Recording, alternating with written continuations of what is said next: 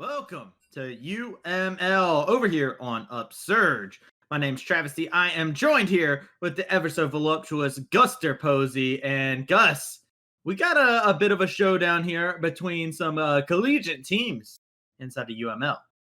Yeah, we got some hot, spicy UML action. Not quite the contendies we're used to, but, still perfectly good League of Legends here to be played. Today we got a matchup between Illinois College Academy and Robert Morris University's JV squad. So this should be a pretty exciting match, even though these teams, unfortunately, in the Cloud group of UML, will not qualify for playoffs. But still a lot of personal pride on the line here. Always when collegiate teams square up with one another, they want to have a good showing here towards the end of the season. So looking for some hot and spicy action. That's what I'm looking out for, because you know what? This is where the weights come off. This is where you have nothing to lose. You go all out. You go big. You go home.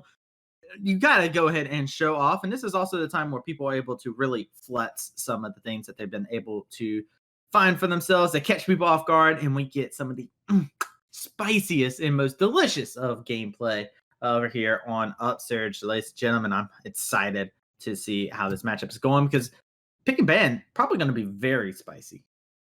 Yeah, and maybe we'll see one of these junglers that Riot decides to start buffing. See if we actually get a Darius jungle or something spicy like that. Now that these games don't have playoff implications, are getting on into draft, but that's kind of just a pipe dream. I don't think anyone's actually going to play Darius. Illinois is going to be on the blue side, and then you have RMU over on the red side. Echo is going to be our first ban here, as they are just going to keep going. And look, there's one of your junglers taken off the table right there. I mean, honestly, I think Garen's a little bit on the strong side here. Mm-hmm. Builds pure damage, still tanky, and then since he builds damage, he kind of blows everyone away. So, not the worst ban ever. Yeah, not at all. It's a strong pick. Misfortune being banned away as well. Very strong AD carry currently down there in the bot. And does come into question what is going to be next, is Leona being taken away. No sunlight to blind us today. Yeah, one of the most reliable engage supports there is in the whole game, or top laner if you really want to, do that. Conquer Leona's OP, by the way. But also being taken out, and you don't want that 0-10 power force coming on out. Yeah, you don't want that power spike to come on in, and it's a terrible time. Rumble coming on through as a ban here as well. Very strong pick in the right hands. We have to see what the priority is going to be. A lot of power picks that are available for them to actually go ahead and pick up with Illinois. Yeah, we'll see where the priority goes, because Set and Ornn are both up. Ornn is kind of dropped off, actually, considering the nerfs were somewhat minor, but that extra level before he can start leveling up other people's items seems to have turned a lot of people off on the prospect of the Ornn. Ooh. But that's a Kog'Maw, and of course you can't play Kog'Maw without Lulu.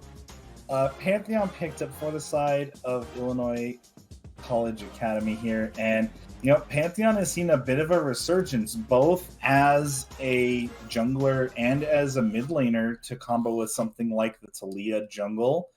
The point-and-click stun, able to be followed up with by Taliyah's entire combo. But I'm really interested in this Kog'Maw Lulu to see exactly what happens, because you pick Set into it, and Set's a champion that really just wants to build HP. It doesn't necessarily build the tankiest items, more of a bruiser type of champion here. So a lot of health for Kog'Maw to shred through with Set. It's a question of, can they keep the Kog'Maw alive? We'll have to see. Is Set being picked up on the table, just like you talked about, does keep the mystery of where the Pantheon Set going as well, because these champions are so interchangeable, and Nautilus being picked up as well. So that's going to make this Kog'Maw feel very threatened in a lot of these fights. Now, flipping it on over red side, what is going to be their answer? They've already got the Kog'Maw. Do they draft more to protect, or do they draft something aggressive for themselves here? Well, there's not a whole lot that can actually protect a Kog'Maw from Nautilus pressing R. So picking something like the Ornn would be good, because you can have once Nautilus presses R, you call out the Ornn Horn to try and disrupt the team, so that way you buy time for the Kog'Maw to get done being hit by the depth charge. But just looking at those 3 champions that Illinois Academy has here, those are all incredibly threatening to Kog'Maw. So this Lulu's going to have to put in some overtime here, I think. I 100% agree with you. I think this Lulu is definitely going to be having to be seeing the color purple at this point in time with the amount of shields that she's going to have to be able to put out. And there's going to have to be a wild growth or two that's going to be aptly timed. Now we're going into ban phase 2. Syndra banned away immediately, as we do not see what the mid laners are going to be for both sides still here. So still some question mark pings to go around. Yeah, I mean, both the blind pickable ones are still up. LeBlanc and Zoe, those are just kind of most people's go-tos nowadays when Syndra is taken off the table. Mm-hmm. Those 2 are still available. Victor's still available. He's seen some popularity come back up. But actually, RMUJV is going to be banning out Aphelios as well. So you don't want to have something that scales as well as Kog'Maw. However, things like Kai'Sa, Vayne, Jinx, those are all still up on the table if that is something that Illinois Academy wishes to go for, which would not be the worst idea, as Ivern would make sense with the team comp, but he's actually seen a little bit of a resurgence. More people have been playing him here recently. After a couple of the changes, it's seen that Nunu and Ivern have actually gotten an increase in play rate. However, there's a lot of better junglers, and Olaf is definitely one of them. I was going to say, if you really just go all in with 4 supports and a Kog'Maw, you're just going to lose the game unless you got, like, Uzi playing Kog'Maw. Because if they can literally just avoid you and, like, split push and something, there's literally nothing that your team comp's going to be able to do. So, bringing in Ornn and Lulu with the Kog'Maw, I think, is good. But as far as a mid-jungle 2v2, you should probably draft something with a little bit more early mid-game pressure so you can allow the Kog'Maw some room for error. Because these aren't professional players here. Even professional players need this. Otherwise, RNG or whatever Team Uzi was on would win, and Doublelift literally would never lose a game. So, there's definitely room for error if you draft something a little stronger early on.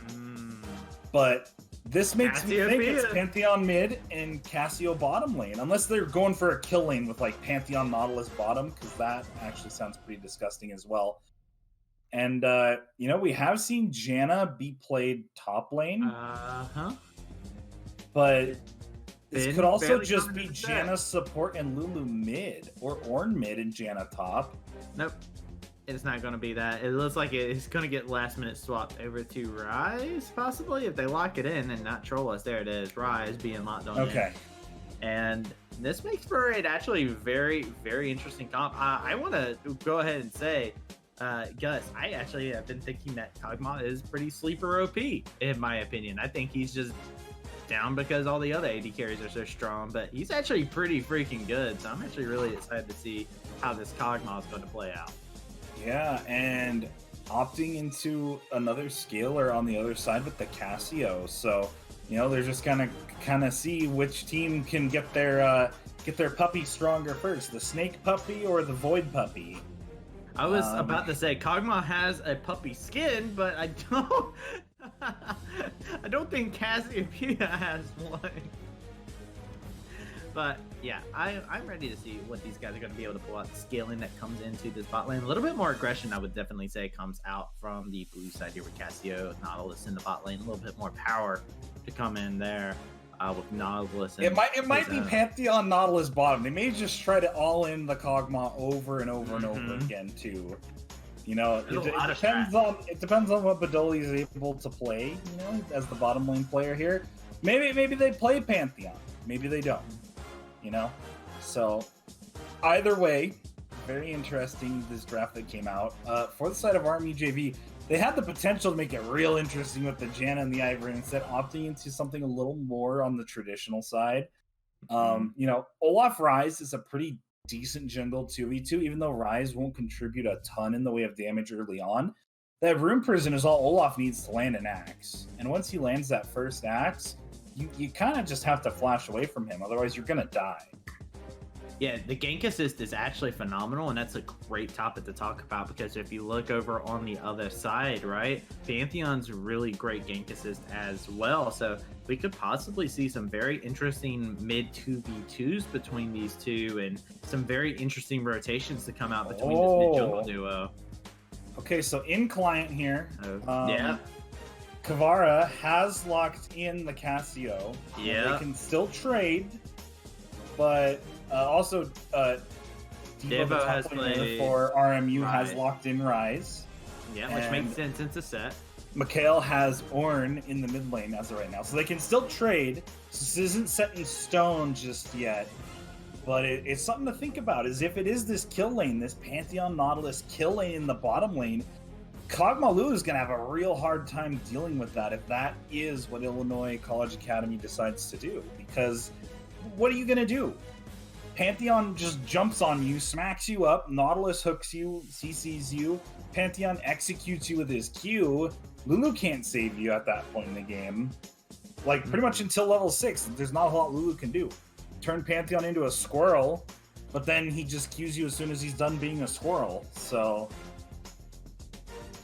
Yeah, it's a very risky scenario to be inside of, especially since Nautilus base damage is nothing to sneeze at as well. So going to be very threatening lane to come out here in the bot lane. You're going to have to keep our eyes on if this Pantheon is going to be able to snowball with the conditions that are set up front of him, as well as look at the across the map, because we've seen so many lanes that are actually flip-flopping around. The Ornn in the mid lane going into the Casio, Rise in the top lane going into set, Pantheon now going against the Kog'Maw. I mean, there's so many things that actually flipped. As soon as we thought we had all the answers, the question was changed, and it is it's feeling like I got bumped in the head by a coconut at this point in time, because it is looking, it's just a crazy competition coming out from both sides and some crazy drafting coming out from both. Yeah, and I mean, you know, we're walking into Piper's Pit here, it seems. We'll see if they decide to trade some things up here, but so far, they haven't moved anything. It's still Pantheon bottom, Casio mid, and then Rise top and Ornn mid on the other side. So we'll see if this is exactly what they do, as client draft is ticking down, but for Lysergic ADC and B-Town, laning against this Pantheon, as it looks like the client timer did tick down, and that is what it's going to be. At least the players are playing. Kavara will be playing Casio, who is in the mid lane position, and Badoli, who's in the bottom lane position, has played Pantheon. So this could either be really good or really bad for Kog'Maw and Lulu. If they can survive, they will get to a point where the Pantheon Nautilus isn't as much of a threat to them. Once Lulu gets some levels, especially once that level 6 comes out. But before then, they got to be on their toes. And they have to be on their toes, but nothing to keep an eye on is going to be B-Town. You know, he's got his cheering squad in the back, in the chat. I can see him already. It's like Gary Oak when he was driving around in the first season of Pokemon. He's got his cheerleaders hanging out with him. He's got his squad with him. So B-Town looking like he's going to be using the power of all these cheers to power him up and make everybody taste purple. But with that being said, ladies and gentlemen, we are going to make a quick transition over to a quick word from our sponsors. So ladies and gentlemen, be sure to stay tuned as we'll be right back with some UML action. Started with a vision of quality, a vision of uniformity. We took the time to create something familiar yet refreshing, something with a bit of change.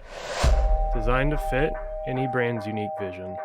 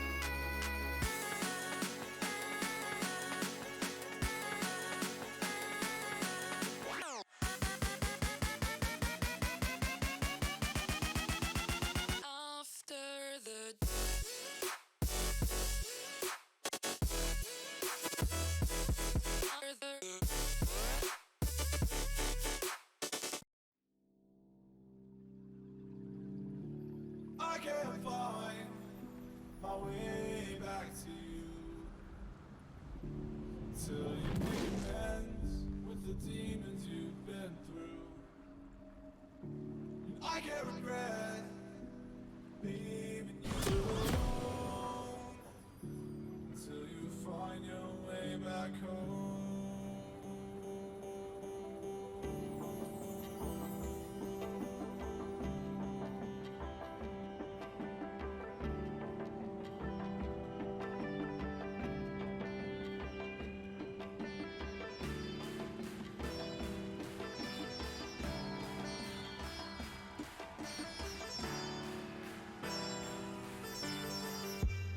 Till you find your way back home.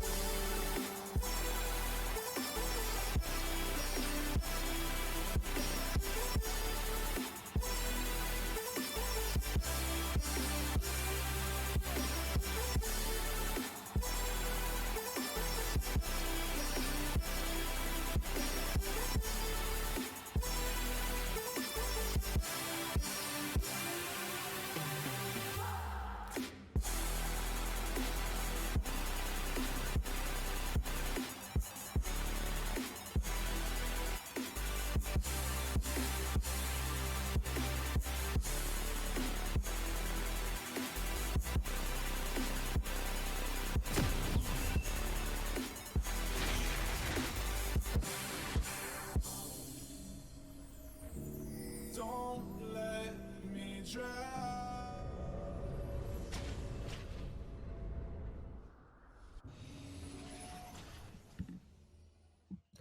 Hello, ladies and gentlemen. Welcome on back to UML. We are getting into game one here between the boys over in Illinois and RMU, as we are seeing a little bit of a spicy start. A three-man stack over here going for this invades and get some deep vision. Jungler sends out a Spiderling. Not going to catch anybody with that, but does get the ward that they so desire, it seems. Yep, got that one out. Blade Flow, feeling the flow, throwing the axe, hitting 3 people with it, spiking his damage numbers early for that. You know, the post game, you're looking at your damage chart, going, "Geez, guys, I outdamaged everyone. What are you guys doing?" And an axe is a type of blade. They have to watch out for that name synergy there. Gotta watch out. As wards have gone on out, so we will see that the junglers are going to be armed to the teeth with information on where their opposing jungler are going to be at.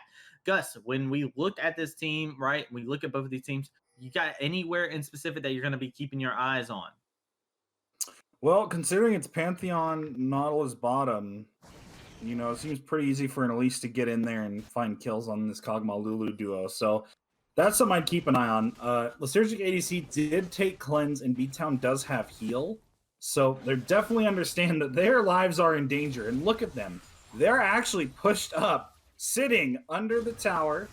You know, maybe a bit of a fake leash type situation, but they're also just kind of, you know, understanding they're probably going to be in fear of their life this entire time, especially once level 2 comes in. That is when the kill pressure is going to come on out. Yeah, and here we go. They're going to actually turn this around onto B-Town. B-Town getting the funk, yo. He's taking a lot of damage, but so is Bidoli taking a heaping amount from this Kog'Maw. You cannot underestimate this puppy. Yeah. But once level 2 comes in and once Pantheon's able to throw his Q on out, especially with it being empowered, a lot of damage to come out. And once Nautilus has his shield or takes his E, there's either more damage or more sustain to come on out. But looks like Army hit 2 first, so brief reprieve. Yeah, he saw him. He got to throw a little bit of spit at him. You know, just put it out at him. Didn't get anything on it, though, so nothing else to be had there, as it is going to be some jungler combat. Bladeflow is going to be able to find Cat Jungler. Is he going to be able to do anything else? It's going to be a flash forward from Bidoli. He's going to be able to find himself Oh, no, B-Town! B-Town going on down, but he trains his life. 1 for 2 there, and now it's Lysergic trying to get out of harm's way. It's the spider versus the dog, an age-old tale. The clan's coming on through. Lysergic not going to be able to get him with the bomb again, and it is going to be just a 1 for 2. Yeah, for some reason I thought that KekW Jungler had thrown down his ward and Lysergic ADC kind of cleansed a little bit late there. I didn't realize that was actually Lysurgic's ward at the start, so that was really scary for Keck W. Did have to burn his flash, did end up trading 1 for 1, or 2 for 1. Yeah, 2 for 1. Yeah, Yeah, 2 for 1. The Lulu got a kill there on the Yeah, back side of Lulu came back. It looked like they stopped hitting Lulu, and Bedoli was trying to run away, but got stricken with the glitter. Yeah, the glitter is fierce, and I gotta say right now, quick, we gotta do a little bit of a name thing here. Bedoli sounds like an Italian dish. That's all I can Bertoli. think. That's all I can Like think the of. brand of sauce or pasta. Yeah. That's exactly what I'm thinking about. I'm just thinking of some Mamma Mia Spiceria Pizzeria as every time I see his name. It's great as Macau getting a lot of damage put back onto him. This snake does a good amount of damage as she sinks her fangs into you. Yeah, and this is one sort of lane where I think you can play the Ornn after his nerfs, because Cassio doesn't have a ton of kill threat until she gets a bigger mana pool.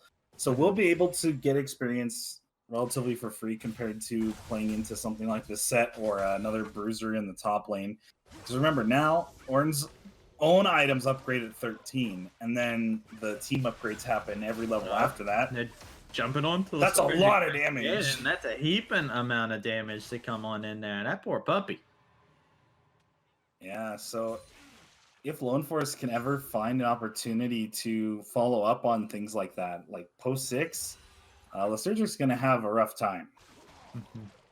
Yeah, At least from level 6 till about level like 13 or so, I think, is when the Pantheon will start falling off big time, especially if he ends up building lethality, considering there's an Olaf and an Ornn also in the game. Oh, here you go. Macau gonna be finding himself in a tricky spot there. Cocoon not gonna be able to hit onto him. It's just gonna hit that minion and is gonna be a repel to come out from Keck Jungler, getting out of harm's way. A thing to take note of too in this bot lane. This is an ignited Zoss lane too. That is a lane that you do not ever want to fight, and you can see they're already rotating. Blade Flow, you're in the danger zone, buddy. He's gonna get stunned on up. No Ragnarok to get him out of this spot. But Dolly finds himself a kill inside the jungle. That's like the worst feeling if you're playing Olaf, because Olaf is one of the strongest junglers early game.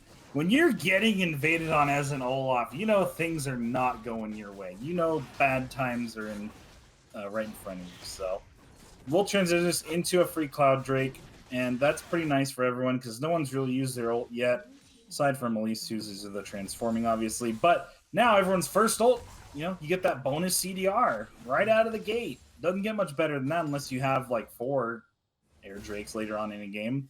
Yeah, it's true. It's true. And this is the cooldown reduction that nobody's going to be able to have. So it's going to be great for them. As over in the top lane, we are not our regularly scheduled Noodle Fest, but it's not really too much happening. Just a little bit of a farming agreement, as these top laners are just about the same in CS. So nobody taking a huge advantage there. Yeah, and buying Merc Treads against Ryze honestly just kind of nullifies anything Ryze can do until he scales up, especially as Set, because Set has such crazy high base health regen, or that's his passive, is the bonus health regen he gets. So lots to unpack. As Ornn tried to build something right in front of Cassio, and she said, no, you're going to have to back on up to do that. Yeah, it is one of those things where you're playing Ornn. You can't just go rift shopping right in front of your lane opponent. Do not recommend it. They will just go ahead and send you on off and make it to where you're not going to be able to get that brand new dress that you always wanted for prom. I think Ornn's prom is a masquerade event, because I think that's probably going to be the first item he ends up completing. There's Abyssal Mask. Mm-hmm.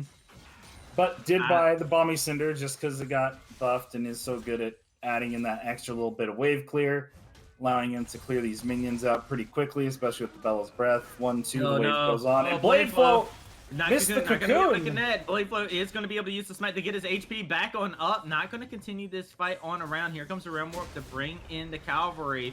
Not going to be anything else to come out of it as red buff resets. And not going to be able to get anything else out of that, unfortunately, for the side of Army. Yeah, and for Keck Jungler, you gotta hit those cocoons on Elise. You know, that's the whole shtick of Elise's kit, is to land the cocoon and burst them down. because you have to burst down Olaf. Because if you leave Olaf alive at below half health, he turns his W on and starts hitting you. You're not killing him. You just can't. He gets that crazy attack speed from his passive, gets the bonus lifesteal, so he stays at that health, and you just cannot actually win. So, I feel like Blade was actually surprised by his own damage there as he hit the creep. Like he was just like, "Oh wait, I can win this!" After Cake Jungler had already retreated out of there. It was a very interesting scenario to see. And Blade not having, you touched on this a little bit earlier, not really having a phenomenal game on the Olaf like you would expect to have, especially with how prevalent he is at early game pressure. Yeah, especially going for the warrior Olaf looks like with that longsword. So definitely wants to get something accomplished here soon. And after losing that first dragon, you know, it's not a whole lot that he's able to actually go and do right now. Rift Herald is up, so look for that to be sort of the next thing. I did notice that Lysergic ADC on the Kog'Maw did rush the Berserker Greaves just for that extra movement speed, so he can get on out of Pantheon and, you know, weave in and out of his range. So a little bit of an underrated buy there if you're in a situation like this. But here comes the Forge God. He's going to be able to knock him on up. That's going to be the Petrifying Gaze. Ragnarok used a little bit late there, but it's not going to stop Blade Flow from going ham in there. Now it's going to be Cat Jungler. He flashes on forward, tries to get the Cocoon trick. Is he going to find a kill? He will, as he repels on forward. Not going to be able to secure with the repel, but he did get it with that poison sucked into his veins. Yeah, kind of did a cocoon flash instead of a flash cocoon. So he actually kind of outran his cocoon a little bit there. That was a little interesting to see, but does pick up the kill. And yeah, like you said, Blade Flow, Ragnarok's a little bit on the late side. Got stunned up by the Petrifying Gaze. Took him a second to realize, oh, right, I'm Olaf. And kill the Cassio. Ended up having to burn his flash for that. I think if he had done that quick, he could have just ran on out, no problem. I'm starting to think Blade Flow isn't well practiced on this pick. Here comes the depth charge though. They're going to look to turn this on around. They're well practiced at being able to dive the Kog'Maw, it seems. They're going to be able to lay out the damage. It's going to be Kog'Maw going on down. Cat Jungler is going to find himself in a powerful position here to get him out of there. Pantheon barely able to move around. He flashes on forward. They get another kill, and they're looking for more. Blade Flow now looking to try and turn this on around. Does not have the Ragnarok available for him, but he will find a double kill all the same, and he is continuing his relentless pursuit. He said, screw it, I'm going to go down. I'm going to go down swinging. He looks for another. The repel comes to keep him safe. And Kavara being able to pick up that kill on the Cassiopeia. Excellent roam coming on in. Yeah, and the only bright side of that for RMU is that Kog'Maw got some assists there. So did get a little bit of gold for getting dove. Is going towards that Blade of the Ruin King first item. Obviously got buffed this patch, but not for Kog'Maw, for melee champions only. But, you know, still a pretty decent item if you're going for an on-hit style build like you do on the Kog'Maw. So all hope is not lost yet for RMU. They're only down 2,000 gold at this point in the game, and they scale super well, considering you have Ornn, you have Kog'Maw, you have Ryze. So as long as they can stabilize, you look at the side of Illinois College Academy, and as far as scaling goes, it's pretty much just Cassio, and if Set gets going. That's about all you got. You know, Nautilus will be there, Pantheon will be there, Elise will be there later on, but they're not really what you see as scaling, even though Keck Jungler is 4-0 and will be relevant later on. If this game goes really late, should be pretty free for RMU as long as they don't bleed out before they get to that point. By the way, yet another call of the Forge God. A little bit preemptive on that. Wave clear. Taking note of that. Just got it for the wave clear. The wave is already back to a neutral standpoint here, so don't know if it was exactly the wave clear you wanted, especially with Ocean Drake being up and ready to go. Yeah, and hitting the ward when you're going to go for it seems a little counterintuitive to me, because when you hit a ward that is disabled by a vision ward... CPing behind him, it's McAuliffe looking for something possibly. It's going to be the Grand Starfall. They're going to lay out a lot of damage onto Bladefall. That's going to be the Wild Griff coming on in. Bladefall trying to get one more kill for himself. That's going to be the Death Charge going on to Lulu. This Markot's going to be able to get the knockup onto the backside. It's going to be them using the Showstopper. And Badoli gets to stay alive. And excellent teamwork just coming out from Illinois. Yeah, Malakat actually suplexed Ornn on out of the ring, off to the outside, took him out, pinned him on the outside. I guess it's a no-holds-barred match. Falls count anywhere. They took him down. That was essentially what it would be like if somebody threw somebody outside the ring and then their tag team partner just speared them as they were on their way down. That was absolutely beautiful work coming out between McAuliffe and Badoli. They are a tag team in the making for sure. Yeah, don't give Roman Reigns any ideas, though. Hey, I'd pay to see something like that. That sounds like some crazy shenanigans. As game now, 2 Ocean Drake. Oh, well, not 2 Ocean Drakes. It's going to be Infernal Drakes now for the rest of the game, as the Ocean Drake was claimed. And this is going to be setting up for a very interesting scenario, especially if you're looking at this from the side of RMU, where they have all these scaling components. Infernal Drakes don't sound bad.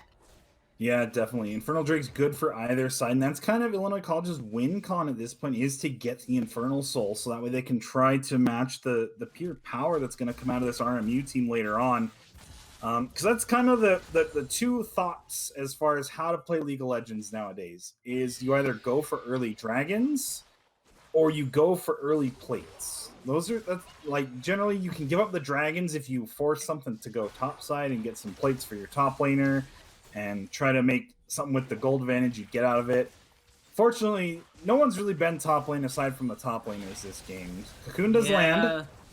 Nothing to come out of it though. Mikhail gonna be able to find himself out of that situation. It's hard to dive the Ornn. Call the Forge guy coming in through the mid lane, trying to get that wave clear like you were talking about. This is going to be Shelly being summoned on over to the Rift. Cocoon is gonna go. That's a depth charge. They're gonna CC lock him on up. He's grounded, and the Fang and Caveira picks him on up as a beautiful amount of CC chains coming on through.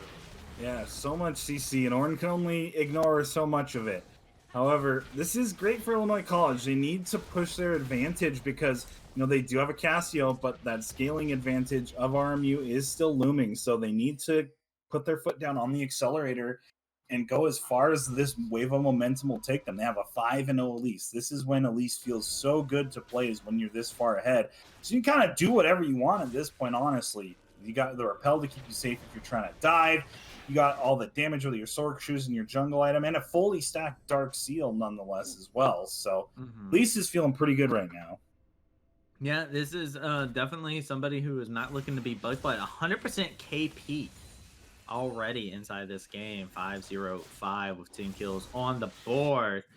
And you gotta definitely look, if you're Illinois right now, and say thank you, Mr. Keck Jungler, for the amazing ganks, the momentum they've got, because tempo now in their favor completely, and it's going to be up to them on how they dictate the pace of this game. Definitely, because they've only got a few more levels on the Ornn before he can start upgrading items. Thankfully for Illinois College, Kog'Maw is not ahead by any stretch of the imagination. Doesn't even have Blade of the Rune King completed just yet, but, you know, will eventually get there if the game is still going. It's something looming over the head, and it's going to be the story of this game is, can Illinois College end before the Rise and Kog'Maw turn on? Yeah, because I was about to look at the Rise, and Rise is actually getting really strong right now. Actually has the most farm inside of this game, and is starting to stack up those items, and that's a terrifying situation when the Rise has been left to just play with the minion waves. And he's actually going the super scaling build, too. He's going Tier and Rod of Ages. This is the old school Rise build. Well, I guess the old school one was where you went Muramana back when that did magic damage on its active. That one was fun. When you build 2 tiers, get Archangels and Muramana and a Rod of Ages and a Frozen Heart and a Banshee's Veil, and you were like tanky and killed everything, and your skills were all point and click. That was my favorite Rise. That was fun Rise. There's been a lot of people's favorite Rise for sure, and Drake is going to be spawning up here very, very soon, so we got to keep our eyes on where we're going to see priority going here, as we are seeing a slight bit of grouping over here in the top section. Rise just getting out of the party zone, as that would have been a bad time for Devo. Yeah, and this is where Illinois College Academy can, you know, go for the jugular. They can put their foot down on the throat of Robert Morris University's JV squad here, because, you know, this is the point in the game where you have to start being cognizant of the Dragon Soul being taken. You know, you can give away the first 2 dragons for free, that's fine. That doesn't really matter a whole lot. You know, losing out on the ultimate CDR sucks, you know, you don't like it, but not the end of the world by any means. Giving away 1 Ocean Drake's not that big of a deal either. Here we go. Called the Forge guy coming on through. Going to be able to hit up onto 2 there. Lone Force is going to find himself getting jumped onto. Lots of damage being put onto him. The Wild Grip has been used onto Blade Flow as they pick up the kill onto Lone Force. Now it is going to have their attention turned over to this Drake. We can see if they'll be able to secure that for themselves. Keck steal. It's going to go down super quick. Keck is going to jump on over there. Caveira's over here on the side. All by Oh, they're himself. leaving. The Miasma is looking to keep him grounded. Blade Flow is getting dropped down very low. He got the cocoon onto him. He's going to find himself going on down. That's going to be a petrifying gaze. It's going to be his Grand Starfall coming over to the bad side. He's going to be able to flash on forward. He's jumping on the lethargic ACT. He's not going to be able to cleanse everything that's going to be going his way. As now it's going to be beatdown. He's got a spear thrown into his spine. And Kent Jungler is going to go godlike. Yeah, and they're pinging on the Baron, which doesn't spawn for a minute. That was kind of funny. But I feel like Robert Morris could have fought that if they had committed to it at the start instead of using the Realm Warp to run out, especially since Keck Jungler jumped on in with his repel. On the McAuliffe. He's in a bad spot. He's looking for a haymaker, but the only thing getting clocked is looking like it's going to be him as he is gone. Devo flashes forward to pick up that kill before he gets to the blast gun. Yeah, so the good thing for Army there was that they got the dragon. They bought themselves 12 minutes before the soul is actually an issue. Now, if Illinois College can make things happen in that 12 minutes, they're in good shape. But giving this Kog'Maw this Rise 12 minutes, that is when they're going to start getting scary. That is when the Ornn is going to start upgrading items. And, you know, it's just always got to be in the back of their mind that there is this threat looming. And they have to try and push the pedal to the metal, get it done before these threats come out. Because giving Rise that kill, you know, he's got a kill. He's got almost 200 farm at 20 minutes. He's getting close to that 200 farm mark. He's got his Rod of Ages 7 stacks. Just finished Seraph's Embrace. This is a strong Rise. Make no bones about it. This Rise will do a ton of damage, as you saw him taking out Malakath just like that. Yeah, but on this day, they received a grim reminder. There's an Elise in the bush, and you're afraid of spiders, buddy. Keck Jungler looking to jump onto him. Lots of damage being put in, but Dolly finishes him on off, and now it's just going to be him making the use of his passive. 2-man knockup coming in from the Call of the Forge God. Not going to be able to amount to anything else in that, as it's just going to be Illinois backing it on up. Yeah. Unlike the Rise, Kog'Maw not that strong right now. Yep. Needs probably another. Well, minute and a McAuliffe half. is about to find out how strong Devo is. He's looking for a kill. Haymaker comes in. It might be true damage, but it's not enough for Devo. Badoli now looking to test his odds, but look at the damage this Rise does. He's showing no mercy. Another kill to go on over. Haymaker comes on in.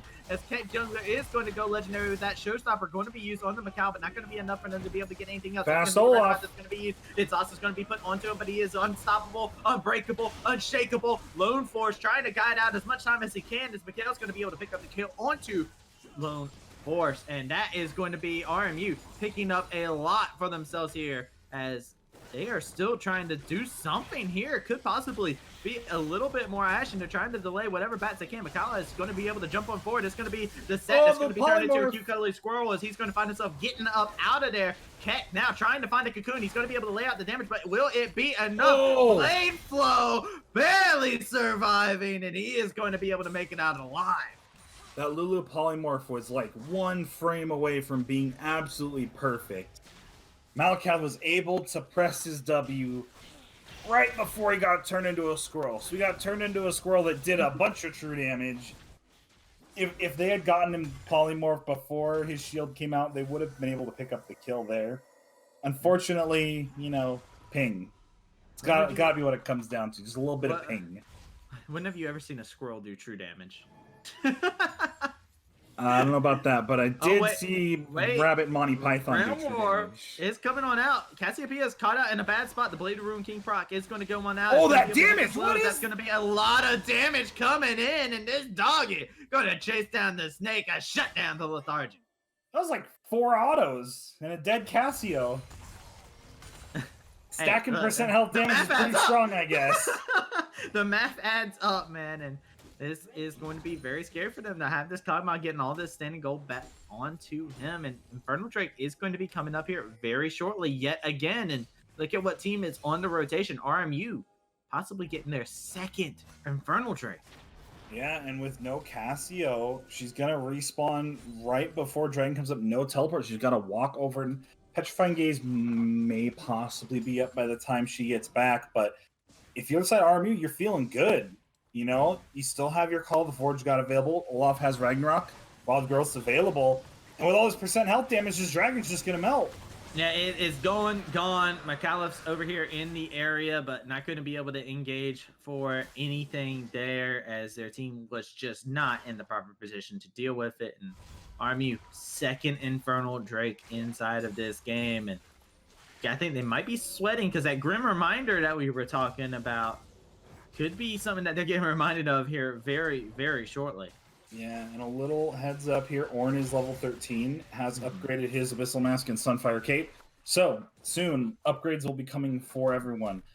I don't know what the optimal item to upgrade for a Kog'Maw is. Like, you know, Blade, you could obviously upgrade Blade of the Ruined King now if you wanted to. But it depends on what the Kog'Maw's going to end up building. Because some build a little bit of crit, you know, like PDIE. Might be a build path after your Rage Blade. Some may go full on into the on hit and get Wit's End or something, and then Blade of the Ruined King is like the only option. So we'll have to see what Mikhail decides to do, and then obviously waiting on for Devo to build an item that Ornn can upgrade as well. Yeah, Mikhail is looking to do something into the set, trying to jump onto him. Call the Forge guy going to be able to come on in. They're going to not be able to get the Horn to be blown there. They're looking to turn this around now. Ket dropping down very, very low over here towards the Baron pit. Baron has been aggroed. Looking to just push them on off of it. Could be a possible pinch to come on out here inside of this mid lane fight. They're looking for some depth. Oh my god, that hook! How did it hit? Devo is looking in a bad spot. The Petrifying Gaze. Kog'Maw, though! They're going to be able to have a 1v1 that's going to be able to go on out in favor of them. They're down Patoli over here into the bat side. He's going to be polymorph. Lots of damage being put back onto him. His blade flow into the bat side, but it's not going to be enough. Lethargic has the Ignite taken away on him. He needs to get out the spear. The javelin not going to be able to toss into his face, but it is going to be him going down all the same. And Lethargic going to go ahead and make use of his passive, but it's going to get blocked by the shield of Pantheon. Yeah, I was going to say, Kog'Maw was doing so much damage, but then it got to the point where he had to run. Couldn't stop to auto-attack. Just absolutely got destroyed. And, you know, you saw that 1v1 on the bottom side. That was really well played by Malakath, waiting for the Bellows Breath to finish, show-stopping Mikhail out of the Call of the Forge God, being able to reactivate it. And a win across all sides for Illinois College Academy. But now it's Baron Dance time. And, you know, both these teams are 2 Drakes away from Soul, so this Baron kind of becomes a big issue here. And with a big issue, we have to also pay memory, right? We have to pay our respects, because with that first death of the game for Keck Jungler, he also lost 100% kill participation. So be sure to press F in the chat for our boy Keck Jungler, as he will not be able to have the 100 KP dream. Yeah, unfortunately for RMU, Olaf was the one who picked up the big shutdown. So you would have loved to give that to Ryze or Kog'Maw. Unfortunately, it did go to Olaf, but it's better than it not happening at all. 100% agree on that. As now the game going into the 26, almost 27-minute mark here. Baron still up on the table. Yeah, and Kog'Maw's getting pretty close to finishing Rageblade. Just a few more 100 gold. He should have Ginsu's Rageblade completed, which will be a big power spike, if nothing else, for the magic penetration that comes out of it. So that way his percent health really starts shredding. And this might be a time that RMU looks to fight. They're just not together. Call the Forge God is going to come on in. They're looking for the catch onto the Pantheon, but Dolly is going to get wrapped up like a spicy Totoli, and he is going to find himself going on down. Miasma going to be used onto the bat side. That's going to be the depth charge being put onto the Kog'Maw. He's in the bat. They're going to use the showstopper, landing into all of them. Huge damage coming on in. They're going to be Kog'Maw's dead. He's going to be able to keep turning around this fight. They're still going on. Ket Jungler. He's going to be able to get the double kill. And that is going to be Blade Flow with another Axe Toss to be able to capitalize on. This could possibly be the Baron. They paid the price of Kog'Maw And could this be their possible prize? Yeah, they do still have the DPS to do it. Ryze does plenty of DPS. Ornn does percent health damage. Olaf is not really a slouch when it comes to DPS either. But we'll see what Cassio can do. She still has Petrifying Gaze. Yeah, they're still looking for it. The Baron is dropped down very low. It's at 4k HP. There's going to be the exhaust. It's going to be put onto the Lulu, but Lone Force is going to find stuff going on down. The Petrifying Gate is going to be able to get the stun onto two people there, but it's just going to be them getting obliterated as they are looking for more. It is shrunk. Yeah, the gold lead back down to 1,200 gold. And with the Ornn items coming in, essentially RMU has a lead now. You know, the Ornn items just provide so many free stats. Plus, you have Kog'Maw and Ryze. They're able to find one or the other in these fights, but they haven't really been able to find both of them except for that one fight that didn't really lead into anything.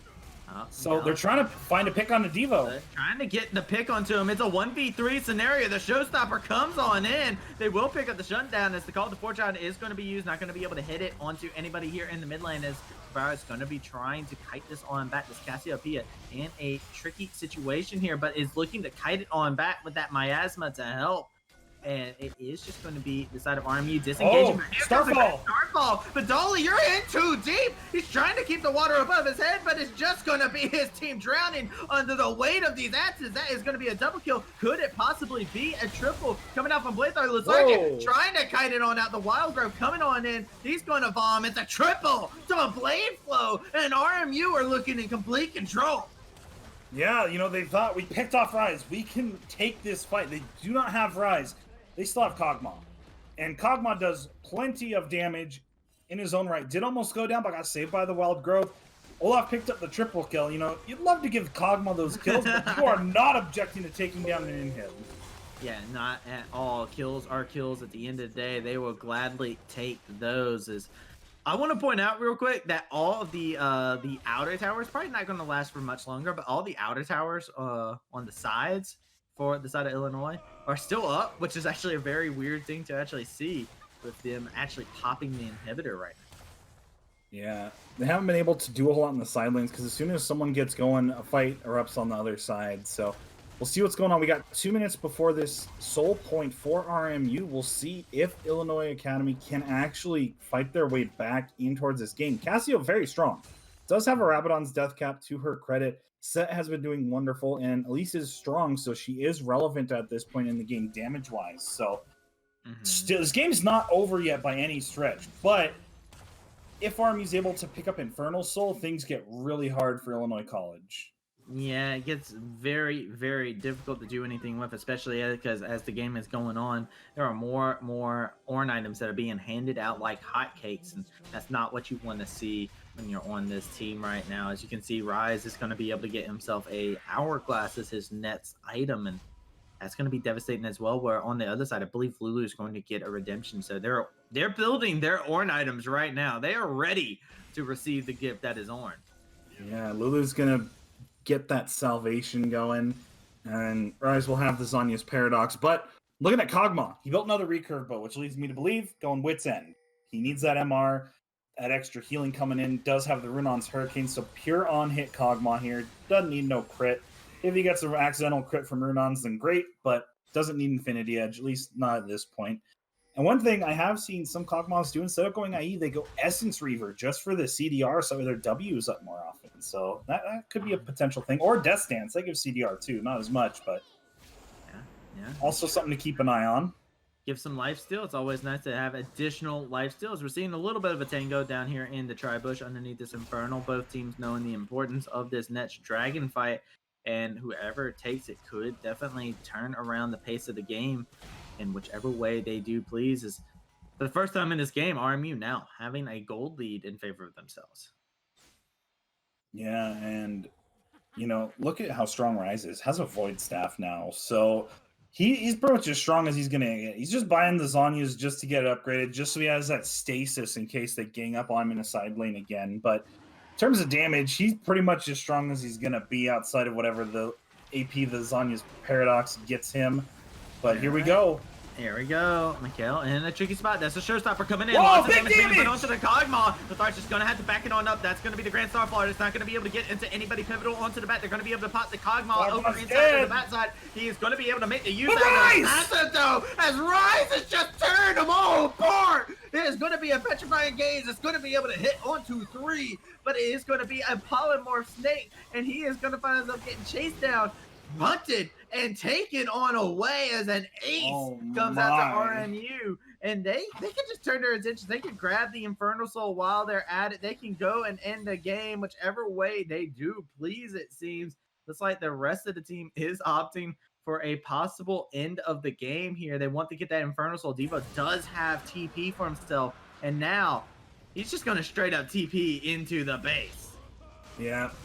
Obviously has Ravenous Hunter able to heal up on the dragon, and just like that, 1 EQ was all it took to blow up 3 members of Illinois College Academy, and they pick up the win with that scaling comp. And for Illinois College, that threat was looming over their heads the entire game, and they couldn't get it done before the Rise and Kog'Maw got too strong.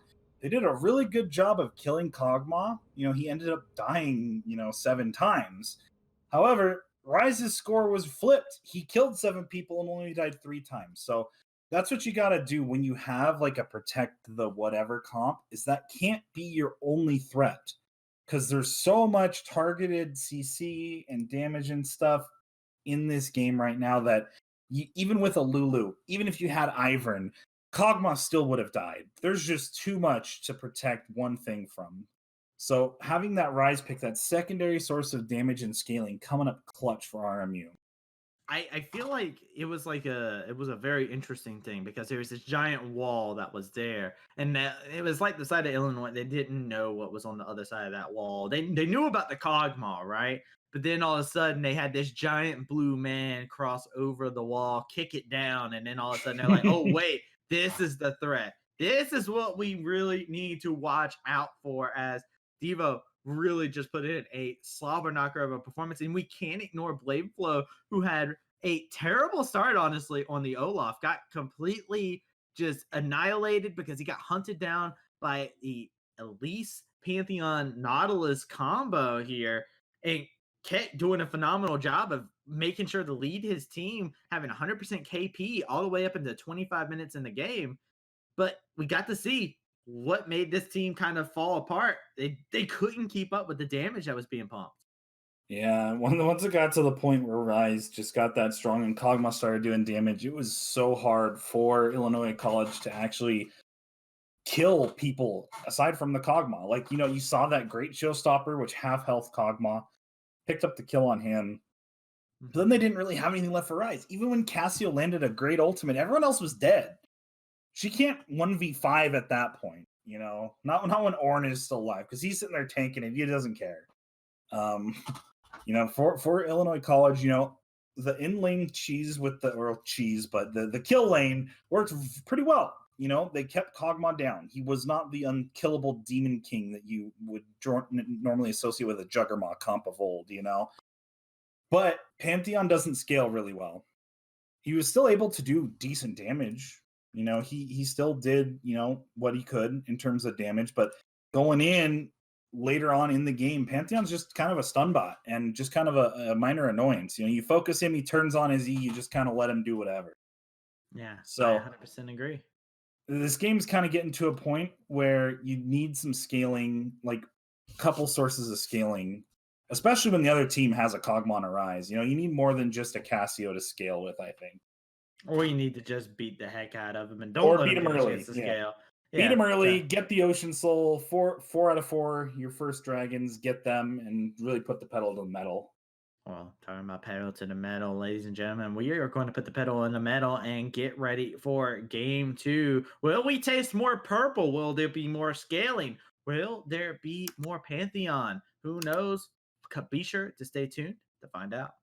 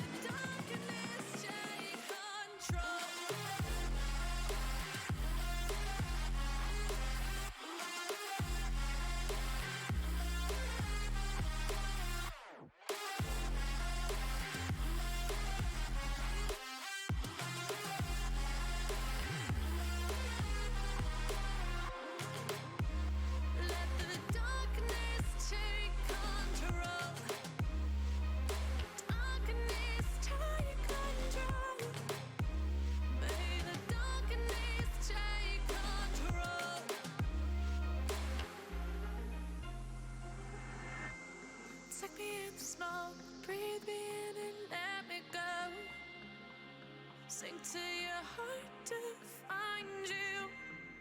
Open up your eyes till you're blinded by the lies, so you can see what you do. Restless every time we start locking eyes. Lost control. Oh, it's paradise with honesty, but in the dead of the night. Teardrops on the floor. The pain is over. Feel the darkness take control.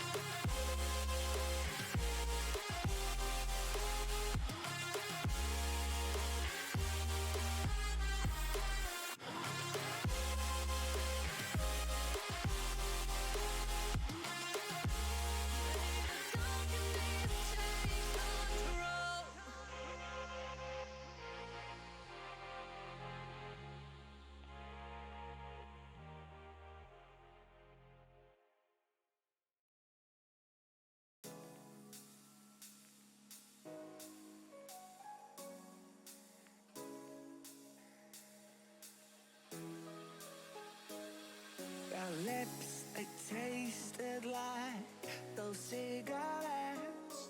Staring at the moon, we'd go to bed.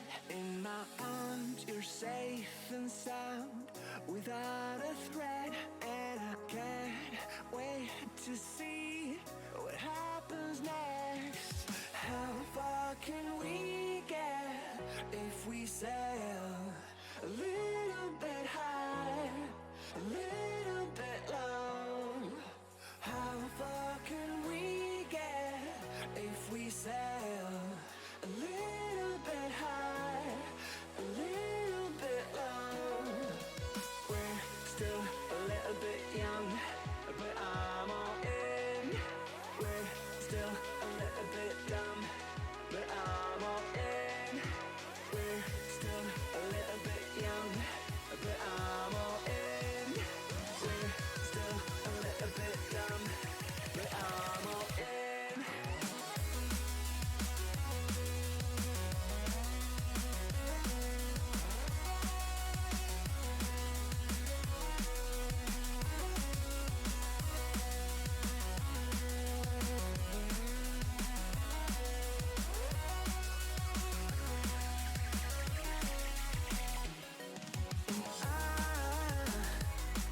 Don't know any roads that lead us back home. And I don't know any roads that lead us back home.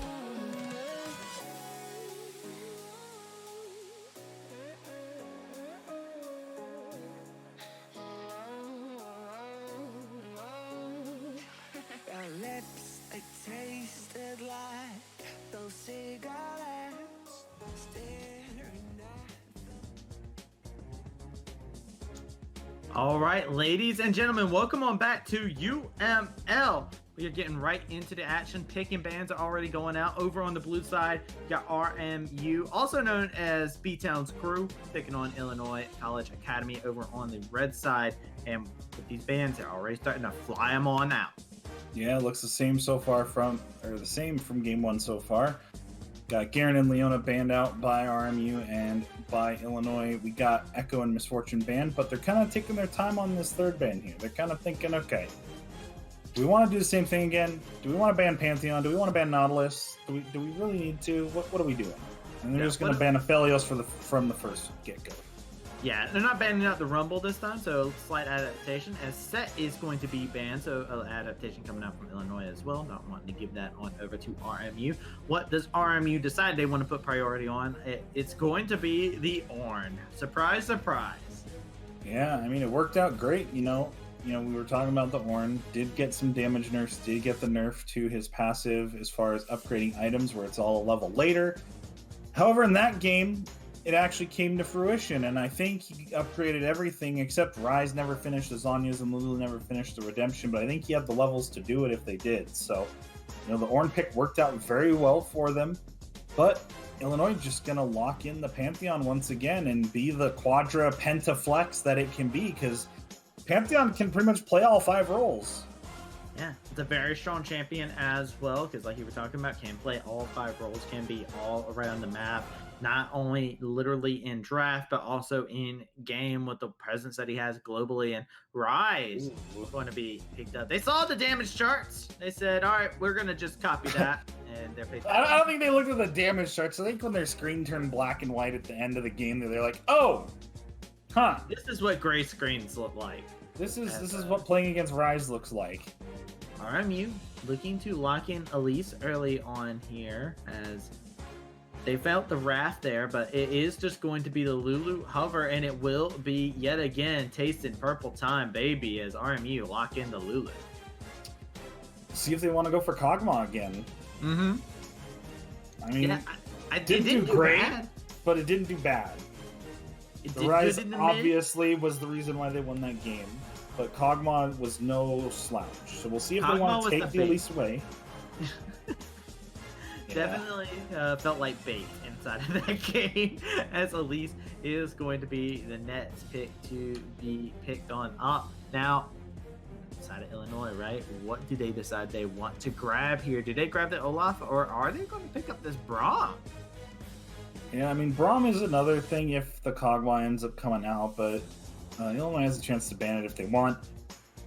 But just in a vacuum, if you end up playing Kog'Maw into Braum, he does block a bit of your damage and slows you down just a little bit, and obviously his passive will kill Kog'Maw just as well as anything Nautilus does, bro. So, Braum just kind of, you know, when you don't know what to play support. Unless your name is Travesty. It's true. It's true. It's a very true fact.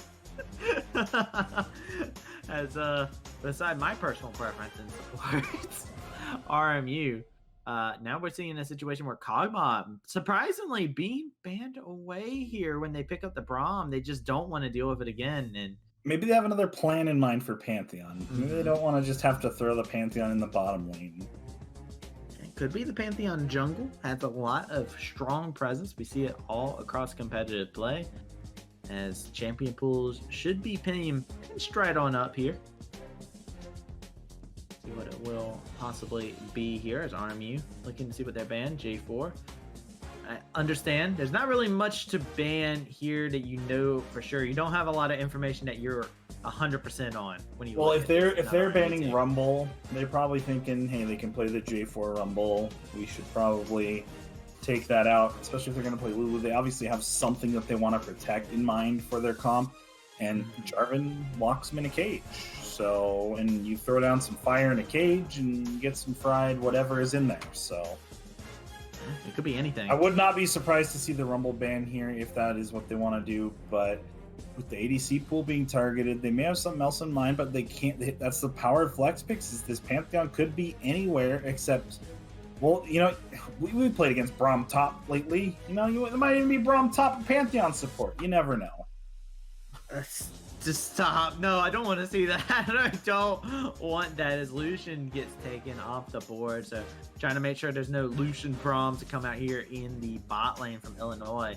And now it's going to be them picking up a pick here. This will reveal, but I bet you they probably pick up an AD carry here. If they really care about what AD carry they want out of the pool that's left over, they will. Looks like it's going to be the Kaisa. And then I called it. They'll see it, because I don't think putting Pantheon into Ornn is such a good idea. Yeah. He can't really abuse Ornn that badly. Rise versus Ornn is just kind of the same thing that happened last game. Rise will just scale up and eventually do stuff. So we'll see what they want to blind here, because they get 2 picks. They have to kind of double blind here. Yeah, they'll be picking up their AD carry in either the top or mid. We did see the Ornn go into the mid lane, and we do have a Senna that will be Okay, I'm looking for something high damage here, because there's not a whole lot of damage. That is something that can bring a lot of damage if they lock it in.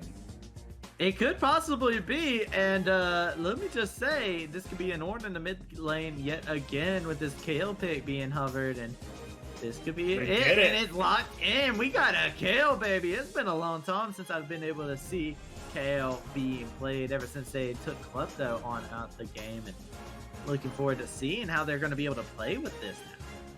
I was gonna say, if you need something that can scale up and do damage, the oldest meme I ever heard other than "Don't Chase Cinch" was "Kale can do it." So, I think that this kind of fits into that. But, talk about purple. You look at that side of Illinois; they're pretty purple. Yeah, they're pretty purple and some shades of blue. So unless that's Jack's jungle, I think it's Pantheon jungle. It could go either way, though, right? Like, Jax has had more popularity in the jungle, I think, here as of recent. I haven't seen a lot of Jax recently, but Blade of the Rune King did get buffed. Do we see the return to the Blade Rush into Trinity Force like in the good old days? I don't know.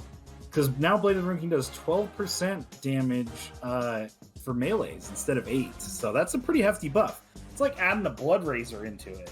So, yeah, it's pretty strong. Very strong situation here, and we can see it go either way. I do like the Pantheon better inside the jungle here, for sure, like you were just talking about. Just because Chats into Kale seems like just a much more better matchup to match throughout the game.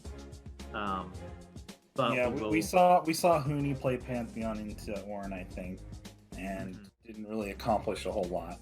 Yeah, it was not. The thing about lane Pantheon is he power spikes harder because he doesn't have to build warrior, so he gets that lethality earlier, so he actually kind of hurts more earlier. But Pantheon jungle can spread the power across the map, whereas lane Pantheon is just kind of stuck in whatever lane he's in, and then he can ult every once in a while. With jungle Pantheon, you can go wherever you want. So that's kind of the pros and cons of playing Pantheon in a lane versus in the jungle. It's true. Everybody on the enemy team will get a peek at whatever Pantheon has under his man skirt, as he'll be looking to drop down on some fools. From the stars now. He's not just a Spartan now. Now he's like a space Spartan. He's like Master Chief. Yeah, I don't like this comparison. He rides the star down and then goes, "I need a weapon." Oh no! Next thing you know, he's gonna say Cortana as soon as he drops down. I'm gonna lose it. I don't want this. This is not a reality that I have signed up for here, Gus, and I don't appreciate you trying to put it on me. I am gonna be curious, by the way, how this bot lane plays for Illinois, because they did play a very aggressive bot lane with the Nautilus Pantheon. With that, they also did a lot of rotations with their jungler. I'm wondering if it's going to be a different pace, because Kai'Sa not known for having the strongest of laning phases for sure, and is paired together with the Braum. Yeah, but Kai'Sa Braum kind of makes up for that. The power that Braum brings, because you can proc his passive, which adds plasma, which lets you proc your Kai'Sa passive. And now the Kai'Sa build is back to the tier build where you get the Mana Immune and the Rage Blade and the Nashor's Tooth because of the W buff. When your W is evolved and it hits something, it's on like a 3-second cooldown. So you can, and like if you're playing against Kai'Sa and ARAM now, just like AFK, because you're just gonna get pelted over and over again with those void missiles. So I think Kai'Sa's back, honestly, with these little changes that they did. It's not going to be quite as bad as it was last year when it was literally just Kai'Sa and Xayah, I think. But Kai'Sa is definitely something that can be played to good success now. And it's going to be something very, very fierce to be able to see, as something else that's very, very fierce as we are finishing off the rest of this champ select here, Gus. Is it Lulu? You know what? It's not Lulu, it's B-Town. B-Town got that funk. But let me tell you about something else that's funky. Let me talk to you about our lovely, lovely, lovely sponsor. That's right, ladies and gentlemen. I am talking about Kono.store. That is Kono.store. If you want to be able to have the finest of keyboards to be able to make it to where you'll be able to play at a you could play at somewhat of the skill of RMU's very own B-Town. Right? Like I'm selling you on this because it's true. This is something that a lot of you might look at B-Town, you might be, wow, it's unattainable for me to get to that level of skill. And you're right. It is completely unattainable. But let me tell you, Kono, their keyboards, They will make you feel like you have a portion of the skill that B-Town has. That's right, ladies and gentlemen. These keyboards can make it to where you feel that level of power. It's absolutely disgusting. Be sure to check them out. They actually have some of the finest keyboards. They do a lot of mechanical keyboards. So if you are interested in getting yourself a new keyboard and whatnot, they are the finest keyboards for any competitive League of Legends player or casual League of Legends player as well. So be sure to check them out. Yet again, the link for them is kono.store. Be sure to check them on out as they are absolutely fantastic. And with that also being said, I'm getting some news through my headset here. I'm hearing something out there deep in the Midwestern area. That's right, ladies and gentlemen.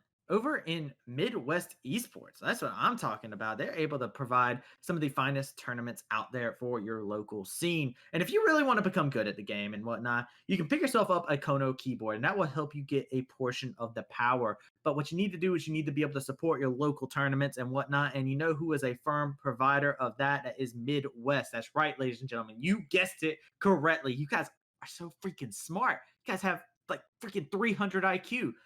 Be sure to check out Midwest and all their adventures they have. You'll be able to follow them on Twitter and whatnot. They're a group that was started up by a bunch of college kids.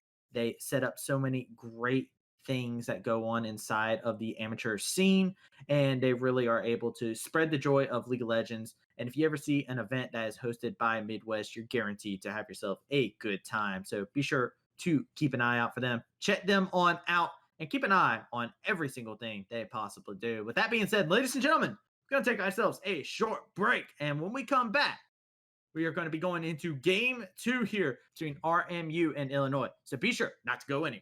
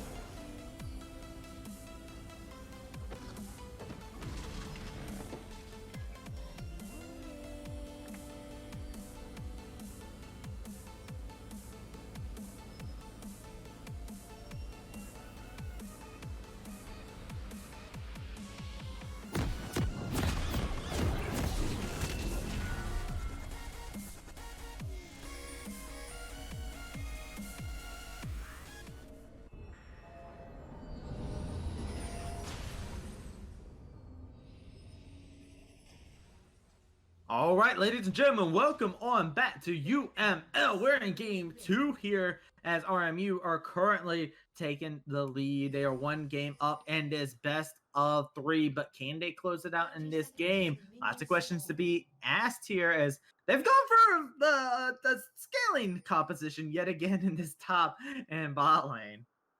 Yeah, and it looks like Lulu is going to be the one farming. Senna did take the support item, the Spectral Sickle, so we're going to have a farmed up Lulu, which actually makes a lot of sense because Lulu's utility scales with pure AP. So the fact if Lulu's able to actually just like build a Rabadon's first item, it's actually like the best thing you can do in terms of your wild growth and your speed up and your shield is just have as much AP as possible. Dude, check that out. Keck W with the freaking big brain plays. Brain so gigantic. Able to get that ward over to Kavara, setting him up for success as Mikal. It's okay. Mikal's just going to walk up and ward it. He's just going to do it again. He's just like, good jokes, guys. Good jokes. I'll take a bigger brain. He has a bigger brain. Indeed. Look at that forehead. It's got plenty of brain inside of it now. They're just going to have to back it on up, showing a little bit of his dominance as he is going to have to be taking the pansy way out as now, nothing else really too terribly interesting. No deep ward had been granted by the side of Illinois this time around.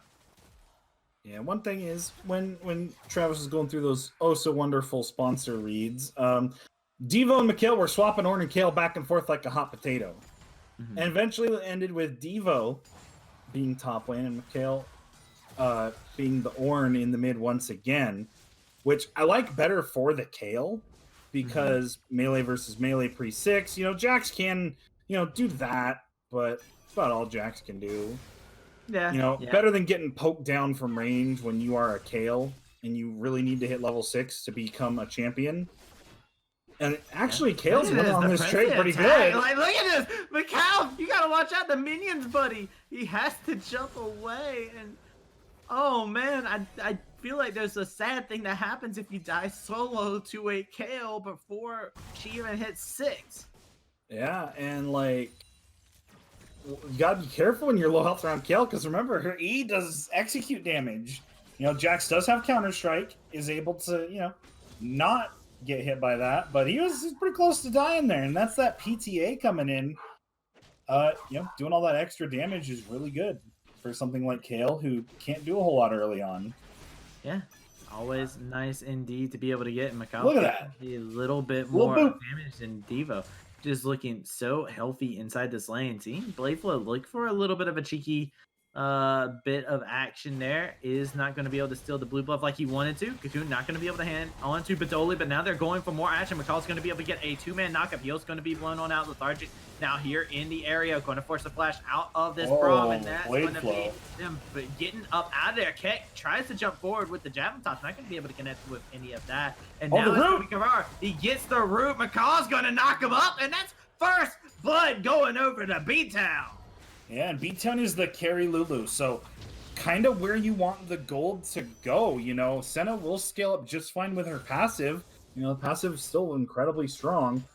And, getting Lulu that gold will give her more AP, which will give her utility more power. So it's almost like they drew it up that way as Counter-Strike comes out. Oh, Devo!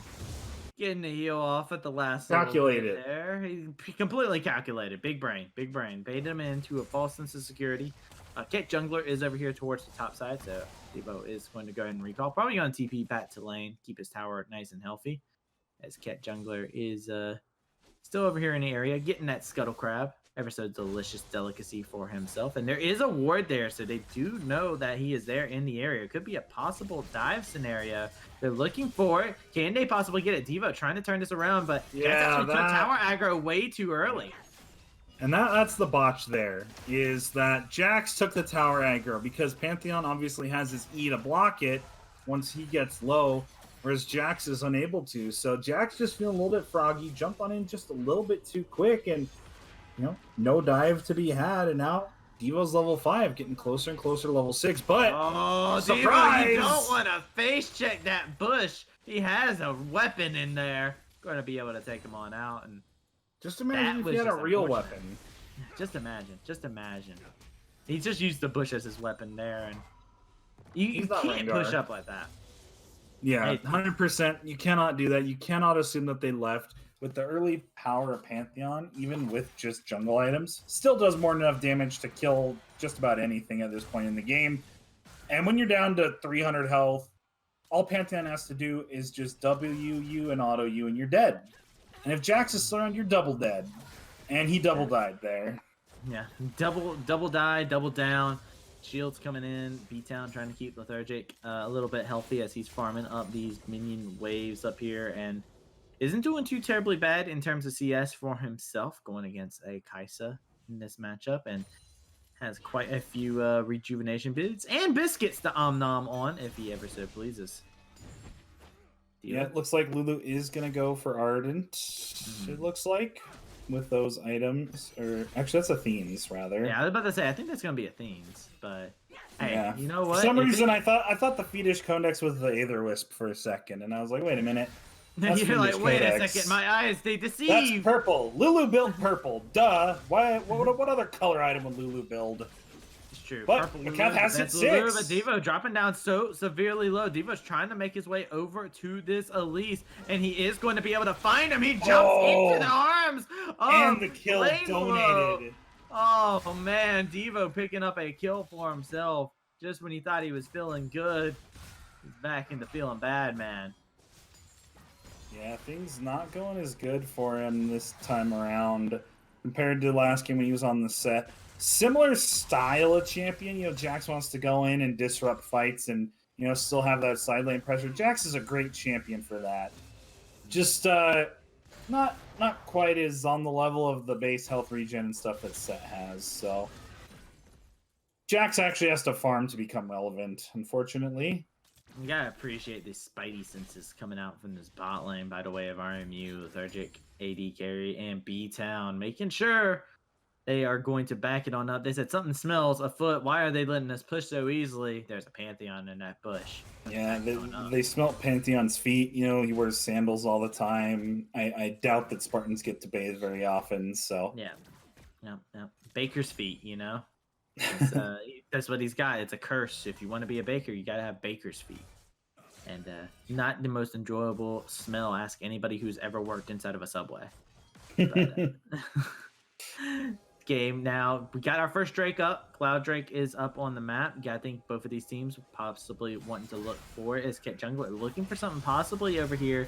Is a lot of damage getting turned back in. That's going to be the root coming on in. Beautiful from Lethargic to keep his team hidden. They're trying to do what else they possibly can. The Winter Spike coming on in. They're going to have to heal. Ignite is going to be used. TP coming on in. Comes down so very low. He's going to be able to blow the Orn Horn. He's going to be able to find himself one. There's going to be another 2 kills going on over to Lethargic.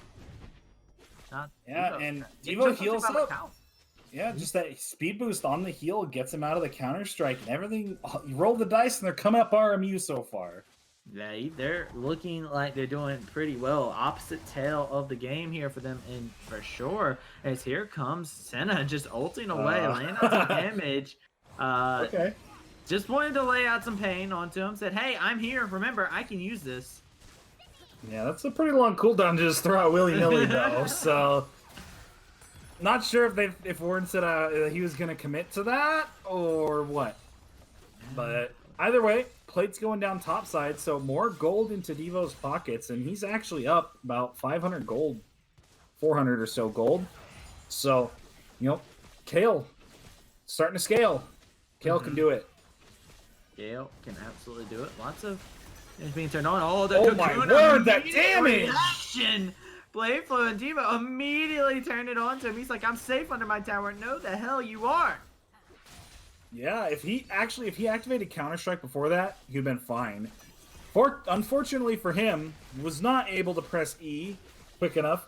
Devo able to use that execute damage on the KLE, on that Starfire spell blade, which currently does 11% of the target's missing health. That's quite a bit when you're down low. It is indeed. This is turning and just look into at this. very... Forget the plates, forget the kills. Just look at the CS differential. Yeah, I was about to say the CS difference. This Kale is starting to run wild at this point. This isn't I was saying it earlier, opposite tail from the last game. Instead of waiting to scale, they just said, screw it, we'll grab early advantages and scale.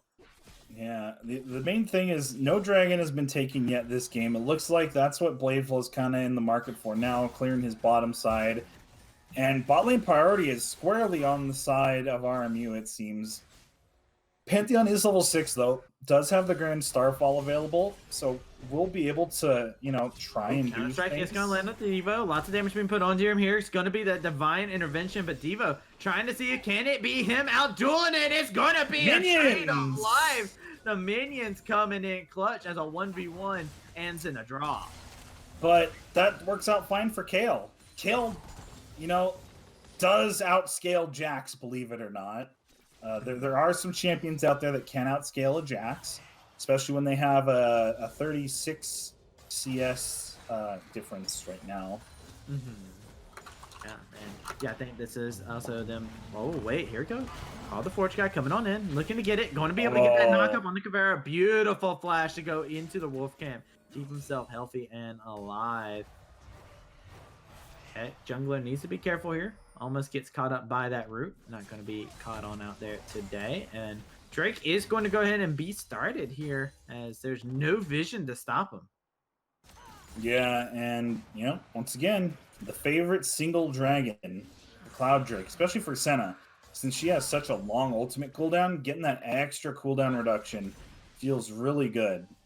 Yeah, it sucks to waste your Counter-Strike like that, because that's kind of Jax's bread and butter spell. But not going to be able to connect. Lone Force getting dropped down to at half HP. TP is going to come on in. Here That's comes going to be Rise. coming on in. Rise is going to be TPing onto the bat side. It's also going to be the Grand Starfall. It's going to be coming onto the bat side. The Thurget's going to go on down. Now it's the Killer Instinct coming in. Bladeflow missing just about everything in the kitchen sink. And it is going to be Bidoli picking up that kill as Devo picks up a solo kill over in the opposite end of the map. And while the bot lane will play, top lane will slay. Yeah, and it just gets better and better for Devo. He's got 3 kills in lane. Still up a ton of CS. Probably going to get this first tower, get that last plate, get all that gold for himself. He's already got the Gunblade completed. This is a strong Kale. You know, Kale kind of really only needs 2 items to become relevant. And then once she hits 4 items, she becomes an unstoppable killing machine. So she's getting pretty scary. Yeah, the hash slinger of true damage, as they call her on the streets. Devo. Her waves don't do true damage anymore. Well, you know, she does a lot of damage. It feels like true damage, man. It really does, as is going to be something to keep our eyes on as Devo. You can see what they'll be able to do. But Kale, sitting here in the mid lane, has been the unsung hero, really. These Call the Forge gods coming in whenever they go for any sort of run. Yeah, and Oh, Realm Warp coming in. yeah. Vera, looking for something? Lysergic ADC actually went for Yomu's. Interesting. Normally when you do this Senna strategy, you get the Umbral Glaive because you're kind of the support. You need to have the sweeper. You need to be able to clear the wards out really quickly, and it's a lot cheaper than Yomu's, and it's pretty just strong in general. So we'll see if she builds it later, but right now, Senna without it just seems kind of weird to me. Yeah, it does seem a little off, right? It doesn't seem like the normal build path that you would see. As Upsurge just laying out a little bit of poke there. Not going to be able to get any kills off of this at all, but we do have to take a moment to just look at the fact that this Lulu power farming like this already has in the themes as well, and this is where the strategy gets so strong. A 4K lead in favor of RMU, and Illinois, they're looking like they want something. Call the Forge guy coming on in, trying to zone off Keck. Kale's already level 11, already gets the waves when her passive is stacking up. Kale herself actually has a 2,100 gold lead just for herself. So, yeah, that's like over half of the current gold difference. So, lots to unpack here. So, Surge's gonna have to flash out of the Dragon Pit. Gets hit anyway. Kaisa might commit. Oh, yeah, he's committing. That's the Killer Instinct that's going to be used. Lethargia is going to find himself going down. as he goes down solo there, caught out of position. Now B-Town needs to be careful. Here comes the Cocoon, going to be able to connect that onto Lone Force. Lots of damage coming on in, not going to be able to get the knockup from this Ornn, trying to get whatever possible chase they can. That's going to be a flash forward catch jungler, trying to lay out the damage, but it's going to be the Wild Grip to keep B-Town alive. Now Rise join the fray. They're going to be able to find themselves getting a kill. Vidoli going to be able to find one for himself, as the Rise is going to be able to lay him out into the Rune Prison. And RMU getting caught a little sloppy down here on the bot side. Yeah, while Kale is still incredibly strong, Kaisa late game is no slouch either. So they do need to, cut down on the deaths as much as they can as the Sentinel comes out just to stop Brom's back. They're trying to chase him down. Yeah, they're trying to delay his back or something, but it's just going to be him being forced to recall behind the safety of his tower. And Devo just laid waste to this top tower with Malakaf having to back it on up yet again. And this is scary. This Kale has the Rift Herald. Yeah. Actually kind of surprised she didn't use it there. Maybe trying to kill Malakath one last time and then pop it to really force it on into their base. At this point in the game, though, you do not want to take an inhibitor because Baron is not alive. So it's actually really hard to end the game at this point in time just due to how low the death timers actually are. And if you take the inhib this early, they get more minions because your super minions push in and kill minions unless you are there escorting them the whole time. As Cocoon does come out. Yeah. Rise is pretty strong, though. Tricky situation right now. Call of the Forge God is going to be there. They're going to be able to get it. Lone Force going to get knocked up. The sole member there. As Mikhail going to be able to back it on up, support his team. And Shelly just lays in the work there. Counter-Strike going to be used on up. But it is just going to be Devo taking this inhibitor tower. He does not care about your feelings. And Devo is going to use that intervention. Going to drop a bomb of damage. And got the flash as well. Malakav is not having a great game this time around. Yeah, so we'll see what the game plan is now that the inhibitor is exposed. Because just like I was talking about, taking it this early means that there are less minions for you to kill unless you're accompanying the wave at all times, which leaves you open to get clapped. So we'll see what they decide to end up doing about that. But they're still trying to push in on this bottom tier 1 when they have an exposed inhibitor. It just seems kind of funny. It's one of those solo queue games where there's like a Tryndamere on the other team or something, and he's just kind of knocking on your base, and you're just like, guys, what do we do?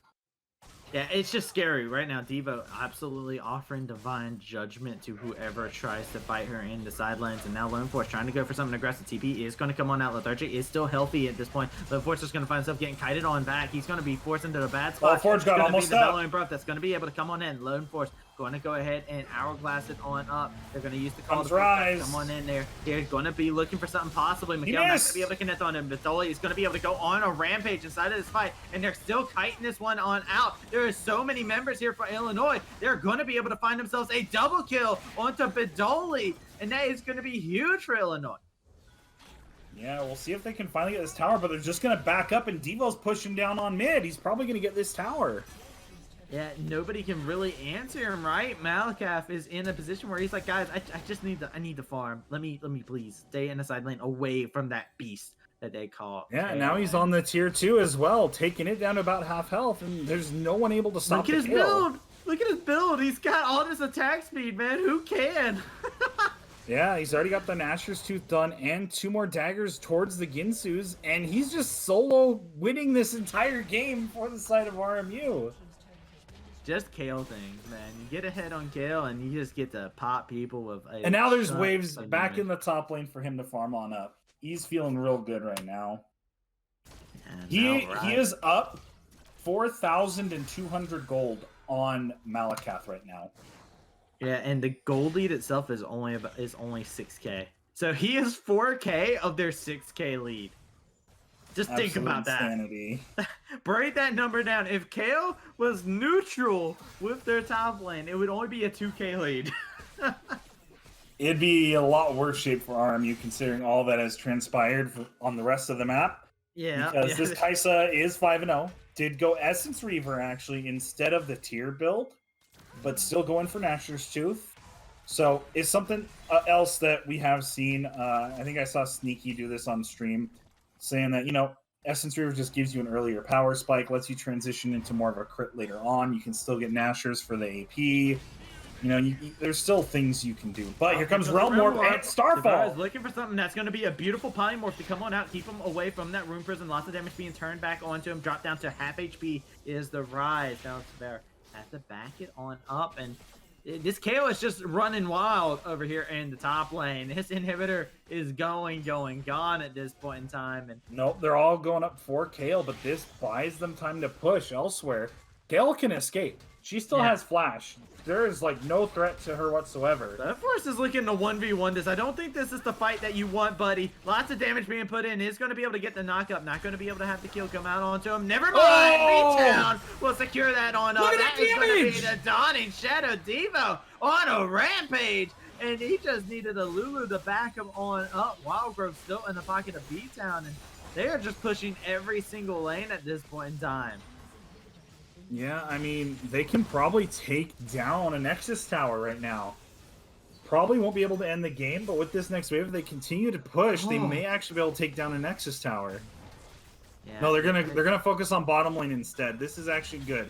Once they get the bottom and top down, they have so much map control to do whatever they want. They can go for Baron. They can wait for this dragon. The game is in RMU's hands, and more specifically, the game is in Devo's hands right now. I'm about to say, it feels like Devo's got the whole world in his hands right now, as he is just a monster to deal with. Is absolutely the definition of what a raid boss is. I forget exactly how much Ginsu's cost, but he's either got it or pretty much has it. Yep, there it is. You bought it. It's good. There is a 700 gold bounty though, so we do have to keep in mind that if he does ever die, if he does, a lot of money to actually be secured there, and possibly they can get some priority. It's just going to be a matter of how do they stop this monster. It's going to be really hard, and Rise is probably the answer. Doing as much AoE to randomly catch Devo out when he's in the clump of people, that's probably the only way that they can actually surprise kill him to where he doesn't use the intervention, because otherwise, he's got to have his finger over his R button at all times. The Divine Judgment just so strong, and it actually does damage now, and it's going to do a lot of damage. Right now, it does 350 base plus some scaling, so we're looking at about 500 damage on the Divine Judgment. So nothing to sneeze at. Yeah, and to be fair, he has 3 champions that can be played in the support role. That are backing him up, right? You got Upsurge, you have this Lulu, you have the Orange, so lots of support for him, and this Baron is getting shredded. Here comes Pantheon, he's going for it. Jungler, he's coming up. Check he can out get what's it. underneath it. He doesn't secure it. The only thing he secures is a coffin for himself as Devo goes unstoppable. Yeah, he actually had an opportunity. It was like 600 health. And currently at level 12, Smite does 720. So it is close enough to where he could have made it happen. Yeah. This might actually be the end of the game. It could definitely be. There's a huge discrepancy right now between the junglers in terms of level. Realm Warp coming on in. Call the Forge God being used. Okay. Looking to just say, use that Realm Warp. I dare you. That was actually really good out of Kavara. That was actually really nice bait on the Call the Forge God. Well, looking to jump on forward, but literally no damage. He is just taking 0 damage. He is just cleaning it up. RMU looking to run away with this game here. Devo looking for another kill. And this KO shows no mercy. The Divine Judgment is real. As this it's is still up. Game 2, and he still hasn't used it. He didn't have to use it at all. You died at Fountain. Okay. Oh man, Devo just put on a freaking clinic inside of game 2. Yeah, that was absolutely disgusting. 8, 2, and 3 on the Kale. Let's see the damage numbers here. We're looking at 17,000 damage in a 24-minute game. Honestly, a little low because Malakath learned his lesson and stopped fighting for a while. If he had continued to fight, you got to know those numbers would be way higher. But look at the gold. Kale had 14,000 gold. Jax had 7,500. almost doubled his gold. Absolutely insane play coming out of Devo there. Did have that one gaff in lane where he walked up when they were still there. Did die another time, but overall, he was the star of the show both games. I know you're going to ask for an MVP, and Devo's got to be the MVP. Yeah, I don't think anybody will disagree with you. Devo put on a absolute summoner. It was close, right? B-Town, he held it down with his Lulu play inside this entire series. Didn't die inside this second game here. As well as Mikhail doing a phenomenal job on the Ornn in the mid lane, but you got to give it up to Devo. Devo just so overwhelming. B-Town letting his other teammates have a little bit of a spotlight. He's a merciful player, just lets his players be able to do what they're able to do, and such an absolute nice guy. But Devo, congratulations for being our MVP here in week 6 of the UML between these two teams. And I gotta say, this was a very entertaining match to watch. Yeah, I mean, especially this last game, you expect Kale to take a while to actually, get to that point, but it was a 24, 27-minute game, something like that. Mm-hmm. Kale's not supposed to be anywhere near that strong at that point in the game, right? Kale's supposed to be like getting close to completing or just completing the Nashor's Tooth, the second item, a full item ahead of the typical curve there. And it already hit level 11, already got those waves going on. Just the Kale was monstrous. Too much of a monstrous pick. I like the idea of the Jats pick, but it makes sense. Losing out early, dropping that level 1 CS, fight was really something.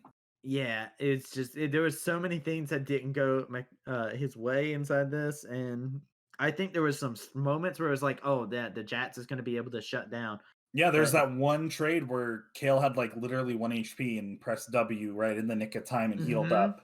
Yeah. So it's really hard because in theory, Jack should do really well into Kale until later on. It's just Devo found a way around it. Devo finds a way. That's how he does. But yeah, and that being said, man, it was a fun game. I want to give a shout out to everybody who came out into the chat, all of the RMU/Illinois fans that are out there. I appreciate you, especially the B-Town crowd and the Devo fans as well. I see there's a few out there, not as many as B-Town, of course, but who can blame them? B-Town, just absolute poggers. But with that being said, ladies and gentlemen, thank you guys all for coming on in, and we'll be able to catch you guys next time, I believe Sunday. If you guys are interested, be sure to stop on by, check out some Rainbow Six action to come on out here. And then over on Monday, you'll be able to catch the hot and fresh contendies coming out of the oven. That's right, ladies and gentlemen, UCL starting 8 p.m. EST over here on twitch.tv/Upsurge Esports. That being said, I've been Travesty. I've been joined here by the ever so voluptuous Guster Posey, and we're signing off.